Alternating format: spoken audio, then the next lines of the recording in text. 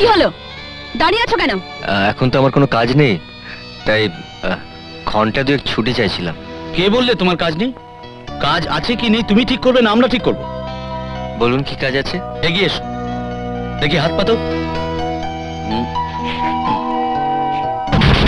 এই নাও, এটা গুনে দেখো এর মধ্যে কতগুলো দানা আছে। গোনা শেষ হলে তবে ছুটি।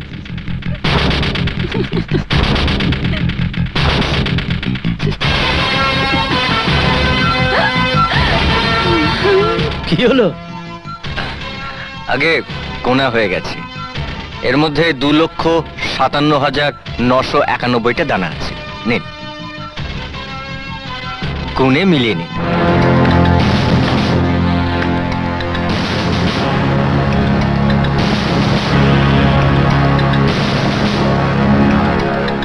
বোকার মতন পাতলে জাল, ভাগ্যে পড়ে উল্টো চাল। যাক গে, ছাড়ো, চলো যাওয়া যাক, রেডি হতে হবে। সন্ধ্যার মধ্যেই গেস্ট আসতে শুরু করে দেবে। তোমরা তাহলে কথাবার্তা বলো, আমি একটু ওদিকটা দেখি কেমন। হ্যাঁ, এই তুমি ওদিকটা যাও, খাবার দাবার কত হলো দেখো। নাচ গান সব হবে।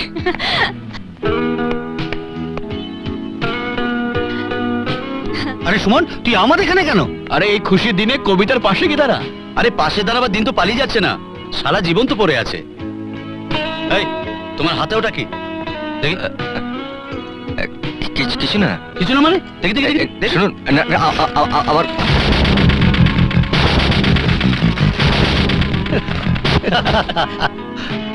আচ্ছা আচ্ছা, দিদিমণির জন্য। আগে হ্যাঁ, ঠিক আছে যাও। তা দিয়ে কি বলবে? বলবো যে সুখে থাকুন, অনেকদিন বেঁচে থাকুন। সবাই ইংরেজিতে বলবে আর তুমি বাংলায় বলবে? আমি তো ইংরেজি জানি না। আমি শিখিয়ে দিচ্ছি, বলবে I want to marry you. মানে হলো সুখে থাকুন, অনেক দিন বেঁচে থাকুন। আবার শোন, I want to marry you. বলো, I I want want to to marry you. Marry you. হ্যাঁ, যাও। I want to marry you. I want to marry আপনার জন্য।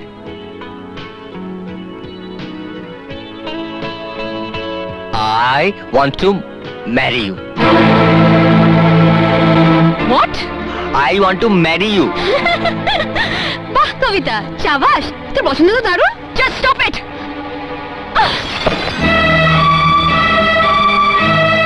You rascal! দু পয়সার কাজের লোক হয়ে তুমি আমাকে বিয়ে করার স্বপ্ন দেখছো? কোন সাহস এগুলো তুমি এনেছো? You idiot! Get lost! বেরিয়ে যাও!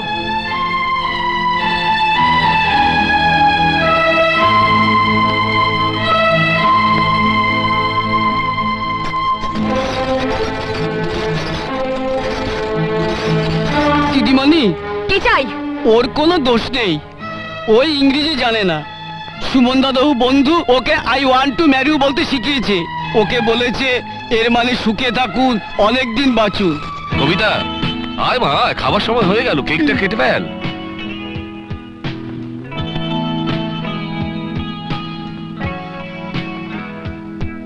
Happy birthday to you, happy birthday to you, happy birthday dear Kabita, happy birthday. বাবা হাই করো। মা তুমি? মা, ওকে। তুই কার কথা বলছিস? তুমি খুব ভালো করে জানো আমি কার কথা বলছি। বলো মা, বলো। তুমি একদিন বলেছিলে ও খুব ভালো ঘরের ছেলে। তুমি নিশ্চয়ই ওকে চেনো। কেন জানি না, আমার মনে হচ্ছে তুমি, বাবা, এমনকি আমি ওকে নিশ্চয়ই চিনি। না হলে ওর গান শুনে আমি এমন হয়ে গেলাম কেন? মা বলো, মা দোহাই তোমার, আমার সঙ্গে ওর কিসের সম্পর্ক? বলো মা ওকে। ও তোর ছোটবেলার সাথী, আকাশ, আকাশ, ধূপগুড়ি গ্রামে তোরা একসঙ্গে বড় হয়েছিস। কেউ কাউকে ছেড়ে তোরা থাকতিস না। তোর বাবার যখন খুব খারাপ অবস্থা, ওর দাদাই তখন তোর বাবাকে টাকা দিয়েছিল ব্যবসা শুরু করার জন্য। তখন ওর দাদাকে আমরা পাকা কথা দিয়েছিলাম, ওর সঙ্গে তোর বিয়ে দেব। কিছুদিন আগে ওর দাদা বিয়ের কথা বলতেই বাড়িতে এসেছিল, কিন্তু তোর বাবা তাকে অপমান করে এই বাড়ি থেকে বিদায় করে দিয়েছে। ও শুধু এই বাড়িতে কাজ করতে আসেনি কবিতা, ও এইটুকু জানতে এসছে তোর ছোটবেলার কথা কিছু মনে আছে কিনা। মা, এসব কথা তুমি ওকে আগে বলনি কেন? ও কেন আমার কাছে নিজের পরিচয় দেয়নি? কারণ তোর বাবার নিষেধ ছিল।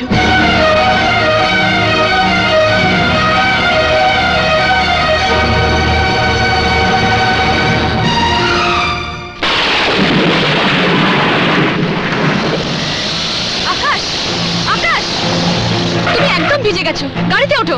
না না, ভেজার অভ্যেস আমার আছে।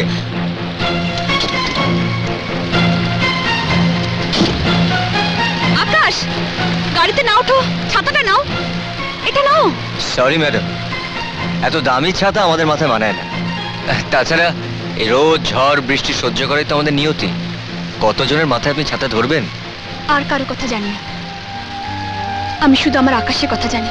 আপনার আকাশ? আপনার আকাশ তো অনেক বড়। সেখানে তো মেঘ ঝড় বৃষ্টি থাকে না। সেখানে তো দিনে ঝকঝকে সূর্যের আলো আর রাতে চাঁদের জ্যোৎস্না। এই দিন মজুরিদের মাঝে আপনি তো আপনার আকাশকে খুঁজে পাবেন না। এইভাবে কষ্ট দিতে যদি তোমার ভালো লাগে, তাও যা ইচ্ছা তাই বলো। আমি জানি আমি তোমায় অনেক কষ্ট দিয়েছি আকাশ, কিন্তু আমি যা করেছি তা তোমাকে না চিনে করেছি, না জেনে করেছি। কিন্তু তুমি যা করছো তা সবকিছু জেনে শুনে করছো। তুমি কষ্ট দিচ্ছ আমাকে আকাশ, কিন্তু আমি ফিরে যাব না। তোমার কাছ থেকে কষ্ট পাওয়ার জন্য আমি রোজ ফিরে আসবো। আকাশ, দোহাই তোমার, এভাবে ভিজো না, ছাতাটা নাও। না ম্যাডাম, দয়া দিয়ে যেরকম দারিদ্র্যকে আড়াল করা যায় না, তেমনি এইটুকু ছাতা দিয়ে দুর্ভাগ্য আকাশকে ঢাকা যায় না। ধন্যবাদ, চলুন। ঠিক আছে, তুমি যাও, আমি এখানেই দাঁড়িয়ে রইলাম। কি দারুণ! যেন বৃষ্টিতে ভেজা গোলাপ, পাপড়িগুলো ছিঁড়ে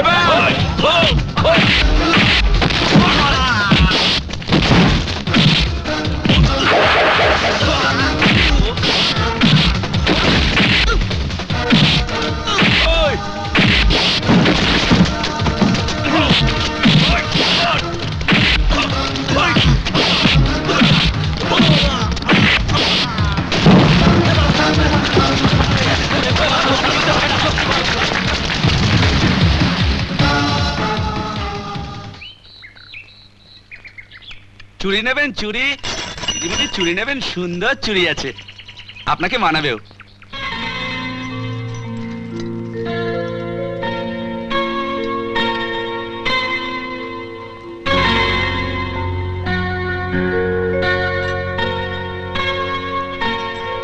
আমাকে পরিয়ে দাও, দেখো আমার হাত একদম খালি।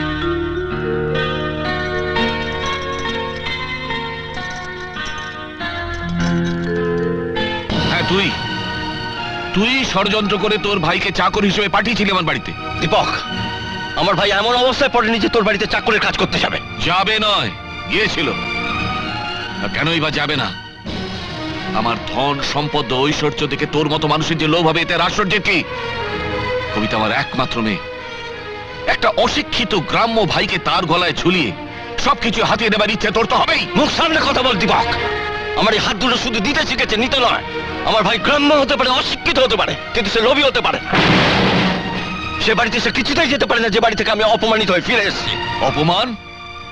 অপমান বোধ যদি তোর থাকতো, তাহলে এখানে দাঁড়িয়ে বড় বড় কথা না বলে নিজের ভাইকে গিয়ে ধরতিস। তা তো যাবি না। যাবি কেন? সবটাই কি তোর প্ল্যান? খবরদার, খবরদার, বর্দাকে আর একটা কথাও বলবেন না। বর্দা এসবের কিছুই জানে না, সব দোষ আমার। তাই যা বলার আমাকে বলুন, কারণ যা কিছু ঘটেছে তা আমি করেছি। আমি। কেন করেছিস? বল কেন করেছিস? বল কেন করেছিস? বল কেন করেছিস? বল। বল কেন করেছিস? বল। বল কেন করেছিস? বল। আমি তো ভেবেছিলাম যে অপমান আমি মুখ বুঝে সহ্য করেছি সেটা ও বাড়িতে শেষ হয়ে গেছে। ভুলেও যদি জানতাম সেই অপমান তুই এই বাড়িতে টেনে আনবি তাহলে দীপক আসার আগে হয় আমি আত্মহত্যা করতাম, নয় দু চোখ দিকে যেতে চলে যেতাম। না বর্দা না, তুমি আমাকে যে কোনো শাস্তি দাও, আমার এই শরীরটাকে টুকরো টুকরো করে কেটে দাও, কিন্তু ওর কথা বলো না বর্দা, ও কথা বলো না, ও কথা বলো না বর্দা।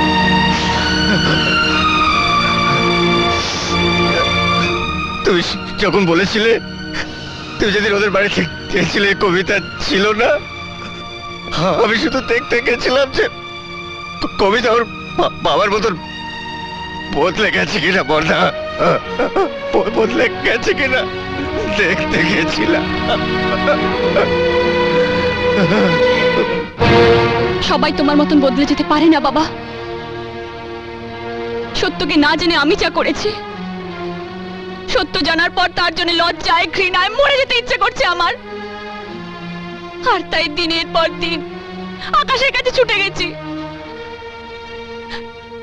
ভালোবাসা ভিক্ষা করেছি বাবা, ভালোবাসা ভিক্ষা করেছি। ও যদি আমাকে ফিরিয়ে দিত তাহলে জীবিত কবিতা তোমার সামনে দাঁড়িয়ে কথা বলতে পারতো না। কবিতার মৃতদেহ পেতে তুমি। কবিতা, জীবনটা ভালোবাসার সস্তা আবেগ নয়, জীবনটা অনেক কঠিন। আমার মেয়ে হয়ে তুই সুখ ঐশ্বর্য আরাম আয়েস ছেড়ে একটা সহায় সম্বলহীন ঘরে গিয়ে আশ্রয় নিবি? আমি তো তা মেনে নিতে পারি না। কি পাবি তুই ওখানে? অভাব, অনটন, দারিদ্র। আর এদিকে তোর জন্য অপেক্ষা করছে কোটি কোটি টাকা গাড়ি বাড়ি সম্পদ। জুতো যদি সোনা দিয়ে বানানো হয় তবুও তা পায়ে থাকে বাবা। সোনা বলে কেউ তাকে মাথায় তুলে নেয় না। ভালোবাসাহীন কোটিপতির ঘর আমার কাছে সোনার জুতোর মতনই। কোনো কোটিপতিকে বিয়ে করে 2 দিন পর ডিভোর্স করাচ্ছে। ভালোবাসায় ভরা গরিবের ঘরই আমার ভালো বাবা, সেখানেই আমার সুখ। ভালোবাসা ভালোবাসা ভালোবাসা। সুমন কি তোকে ভালোবাসে না? কি নেই ওর? দেখতে ভালো, ভদ্র, সভ্য, শিক্ষিত, আমাদের স্ট্যাটাসের সঙ্গে মেলে। আর তাছাড়া সুমনকে আমি কথা দিয়েছি। সুমন আমার ফ্রেন্ড, একজন ভালো বন্ধু। বন্ধুত্ব আর ভালোবাসা এক জিনিস নয় বাবা। সুমনকে কথা দেওয়ার আগে এটা তোমার ভাবা উচিত ছিল বাবা। এরপর আশা করি তুমি এমন কিছু আর করবে না যার জন্য বাধ্য হয়ে আমাকে মন্দিরে বা রেজিস্ট্রি অফিসে গিয়ে বিয়ে করতে হবে।